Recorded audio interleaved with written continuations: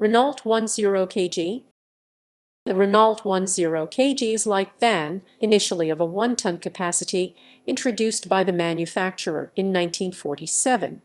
A 1400 kg version followed in 1949, and the Renault 1400 kg soon became the more popular choice.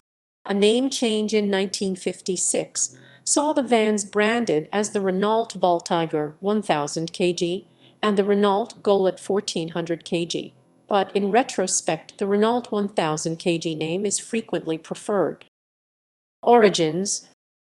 The 1000 kg was originally presented in 1945 as a prototype light van designed for the military and was offered for general sales from February 1947. In the summer of 1944, the French Ministry of Industrial Production set out a prescriptive plan for the post-war motor industry.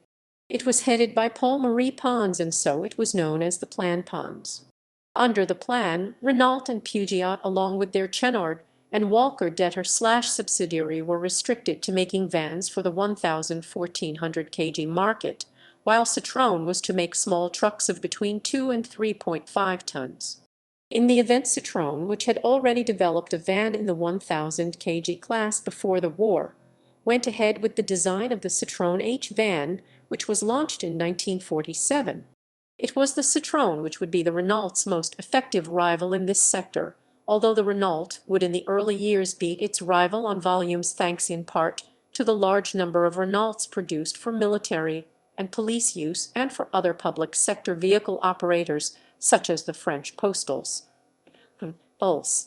Police versions gained the informal appellation pannier, a sellied paddy wagon, appearing in newsreels removing arrested suspects following instances of civil disturbance during the troubled 1950s, or, more memorably for many United States and UK film goers in the 1960s, removing Inspector Clouseau following his arrest in the wake of a successful bank raid. Renault followed the Plan Pons agreement and designed the 206 Eon following general pre-war design ideas. It had a chassis onto which the van body was bolted, and the body was made, until 1950, by fitting metal panels to a wooden frame. At a time when French industrial wages were low, the Renault was quick and inexpensive to produce. Vehicle architecture. In contrast to the rival Citroën H van, Renault's design applied a traditional approach, using a rear-wheel drive layout and rigid axles. Large wheels combined with a short wheelbase allowed for a tight turning circle and good ground clearance. These features reflected plans for a four-wheel drive version in anticipation of military sales and to deal with the poor state of many French roads, especially in the countryside at this time. The rear-wheel drive and big wheels resulted in the vehicle's raised interior floor height. Renault saw a steady demand for the van, especially from public sector buyers, and 124,570 units vehicles were produced. By some criteria, it was France's best-selling vehicle in its class during the 1950s. Chronology. The basic architecture and overall silhouette of the vehicle barely changed during a production run of nearly 2 decades, but there were numerous minor changes to the sheet metal, door hinge arrangements, front bumpers, lights and indicators, as well as extensive adaptations for military and police versions. Later models, from the 1960s, can be distinguished by a small additional windows behind each of the side doors. At launch, the vehicle appeared as a boxy flat-sided van with an advertised load volume of 7.45 m3, which compared with 7.3 m3 for the Citroën H as it appeared in the same year. The Renault's 2383 petrol engine had originally been introduced in 1936. A dry weight of 835 kg 1841 lb provided a maximum laden weight of 1835 kg 4045 lb. During 1947, a flatbed truck version appeared along with a bare chassis version, enabling users to specify their own bespoke body variants from specialist truck body builders. In July 1949, a heavy-duty 1400 kg version joined the range, and this was also the year when four-wheel drive became an advertised option. By 1952, Renault offered a more modern engine for economy-minded buyers and a detuned version of the 1996 CC49 PS36 KW48 HB unit from the recently introduced Renault Frégate was an option for the 1000 kg model.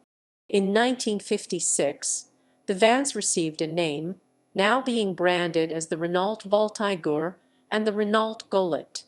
The Goélette, with its 1400 kg 3100 lb weight limit, was now offered with the 2141 cc Etendard engine, which featured the same 88 bore as the 1996 cc, but had an 88 stroke. This engine was also developed for the Renault Frégate, which during its earlier years had failed to win market acceptance mainly because it was underpowered. The 64 PS 47 kW 63 HP output when the engine in the van was lower than that produced in the passenger car.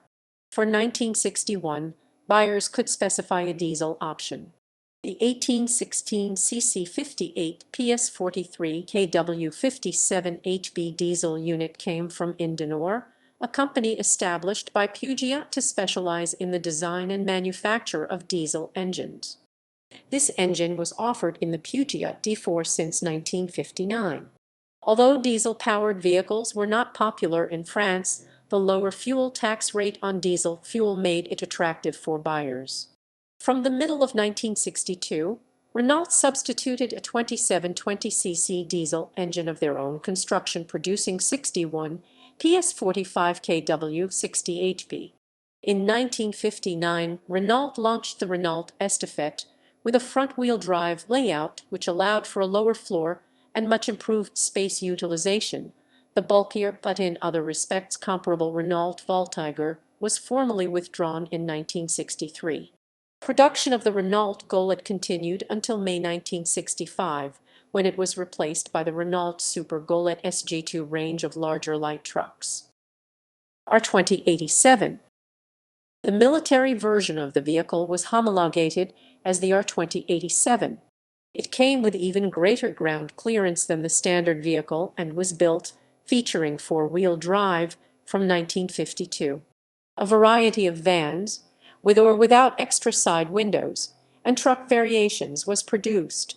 The military ambulance version was produced until 1969, several years after Renault had stopped offering civilian versions of the van.